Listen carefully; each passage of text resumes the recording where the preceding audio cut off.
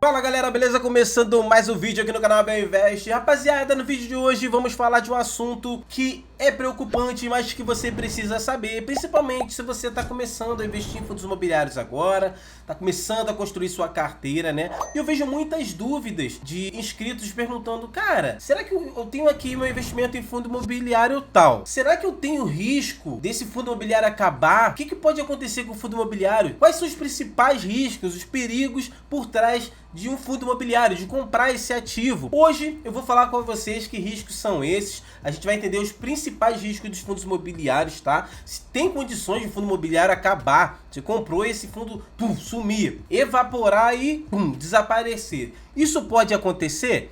Vou falar para você nesse vídeo de hoje como se proteger desses riscos que eu vou falar também. Isso é muito importante. Então peço para você para se inscrever no canal, cara, e dê o like se você gostar desse vídeo, gostar desse assunto. Se você se inscrever no canal, você vai acompanhar minha jornada para a independência financeira, né? Hoje eu tenho mais de 240 mil reais investidos, tenho dinheiro aqui na renda variável, que é no Invest, tenho dinheiro também na renda fixa, e a caminhada é para o primeiro milhão. E você me acompanhando nessa jornada, isso vai te motivar a investir também, pessoal. Aqui eu mostro tudo, tá? Minha carteira por dentro, erros, acertos, e eu sou um investidor comum igual a você. A diferença é que eu tô aqui mostrando tudo aberto, tudo que eu faço, para te motivar a seguir comigo também. Rapaziada, vamos lá sem mais delongas.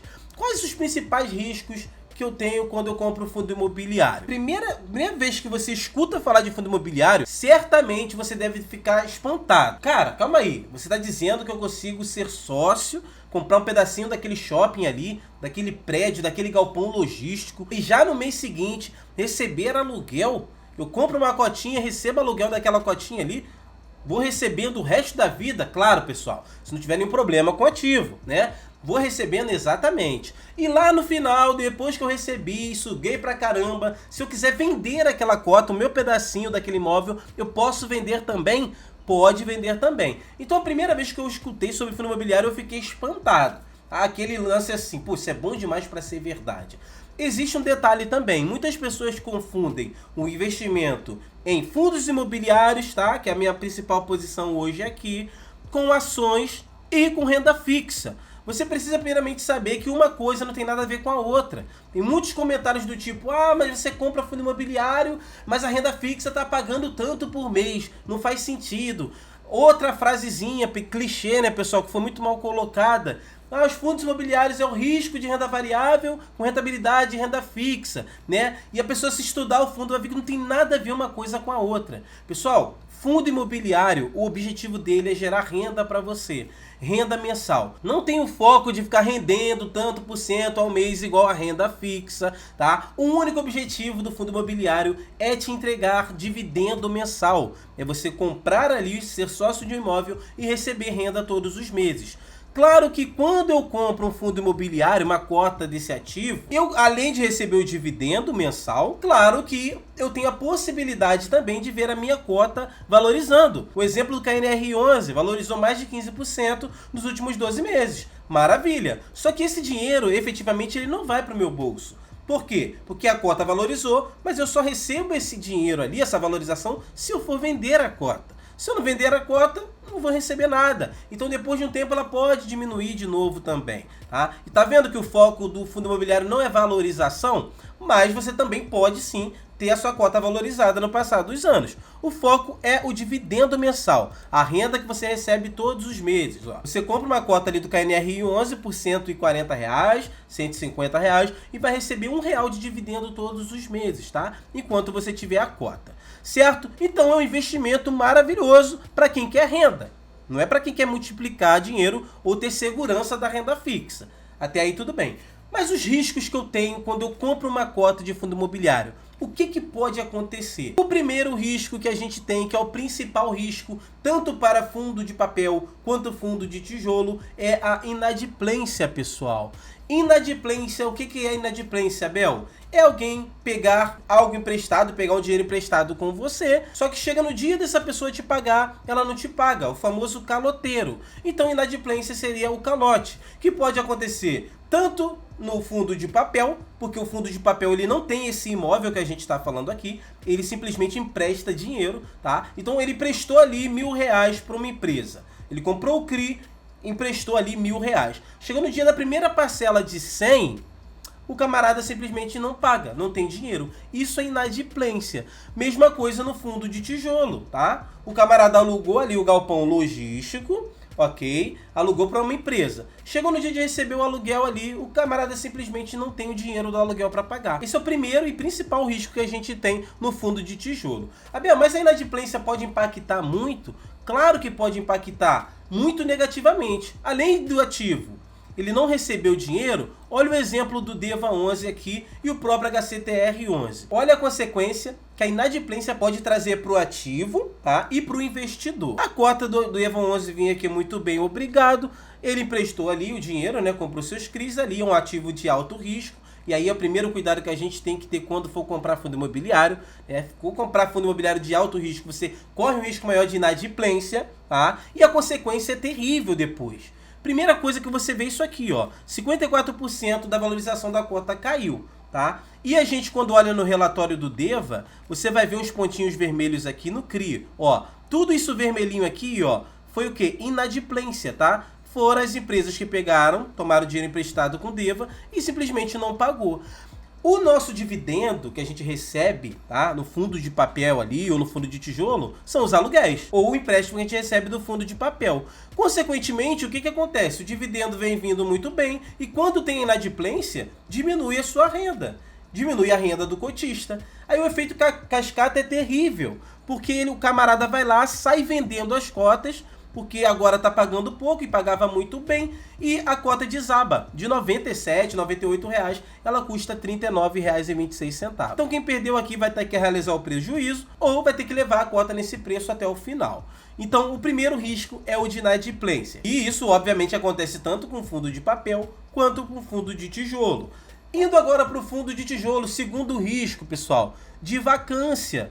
O que seria isso, Abel? Risco de vacância. Vamos aqui no HGLG11, tá? Um fundo de tijolo agora. O que o HGLG11, que é um fundo logístico, tem na sua composição? Galpões logísticos, não é? Ele compra galpões logísticos, um monte ali estrategicamente, e aluga para empresas, tá? E show de bola, a gente recebe o nosso dinheirinho e tá todo mundo feliz. Só que tem um problema aí. Ele compra os galpões e tem que alugar. O que seria vacância? Ele não conseguia alugar o galpão. Ele construiu, investiu dinheiro, mas o galpão fica vago ali. Como se você estivesse construindo uma vila de casas e falar, agora eu vou viver de renda das minhas casinhas. Mas você não consegue alugar suas casas. Esse é o outro risco de um fundo imobiliário, o risco de vacância. E a gente consegue fazer essa análise aqui, ó, por exemplo, até o próprio HGLG11, que é um excelente fundo imobiliário, tem um patrimônio de mais de 5 bilhões, mas ele tem ali quase 10% de vacância. Então, quase 10% da sua área bruta locável, do que ele pode alugar, está vago. Não tem empresas para alugar aquilo ali. Abel, 10% tá tranquilo? Para um fundo desse tamanho, tá tranquilo, pessoal. Tá? Agora, quando você pega uma vacância, ó, igual o BRCR11, BRCR11 é um fundo de prédios, tá, pessoal? Aquele que tem prédios ali no centro do Rio, em São Paulo. Então, aí ele tem aqui já 22% de vacância. O que acontece com essa grande vacância? 22% do patrimônio do ativo está vago. É muito dinheiro ali que está deixando de entrar no bolso do ativo. A consequência, quando a gente tem uma vacância muito alta, é quase a mesma daquela que a gente viu lá do fundo de papel da inadimplência. Olha a cotação aqui do BRCR11, está caindo quase 50%. Isso aconteceu lá na pandemia, quando a gente teve aquele problema e o pessoal começou a trabalhar de home office. Então, os fundos de lajes comerciais, de prédios, começaram a ter um problema seríssimo com vacância. As empresas não estavam alugando. E até hoje tem aí mais de 22% vago. E isso está ligado diretamente aos cotistas, que eles veem a renda mensal cair e começam a vender o ativo, tá? Sai do ativo. A venda é muito grande, a cotação diminui, né? E o ativo começa a cair. Olha só o que acontece. Ele vai caindo, caindo, caindo, pessoal. Então o preço vai lá para baixo. Esse é o segundo risco aí que a gente tem nos fundos imobiliários, que é o risco de vacância. Coladinho com esse risco da vacância, a gente já falou da inadimplência, que serve para os dois, tanto papel quanto tijolo. Vacância a gente fala isso mais para fundo de tijolo, né? Você construiu o imóvel, ele ficou vago. E o terceiro também, que vem para o risco do fundo de tijolo, que é o que, pessoal? É o risco de desvalorização. Quando um fundo imobiliário de tijolo, ele constrói o imóvel, vamos aqui dentro do relatório, olha só. a gente tem a imagem aqui dos imóveis do BR-CR11, tá? Tá vendo aqui prédios, ó. Quantos imóveis bonitos, tá? Muitos deles com a classe AAA, né? AAA é aquele prédio que tem mais qualidade, mais moderno. Mas a gente também tem aqui, ó, os de classe B. Classe B é um prédio que não é tão moderno quanto o AAA. E o que pode acontecer com esse ativo? Não que vá acontecer, é um exemplo. É o terceiro risco, que é o risco de desvalorização. Tá? Do imóvel tá valendo, sei lá, 1 milhão quando comprou, e passados anos ali, em vez daquele efeito do imóvel, né, que vai valorizando com o passar dos anos, depois está valendo 1,5 milhão, 2 milhões, ele se defasando, pessoal. De 1 milhão ele está valendo 800 mil, não consegue alugar nada, escolheu o local errado para construir o imóvel, né? E aí ele vai só desvalorizando, ninguém mais paga 1 milhão, que foi o valor do ativo, vai caindo para 800 mil, 700, 500 mil. Então a gente tem esse risco também da desvalorização dos imóveis.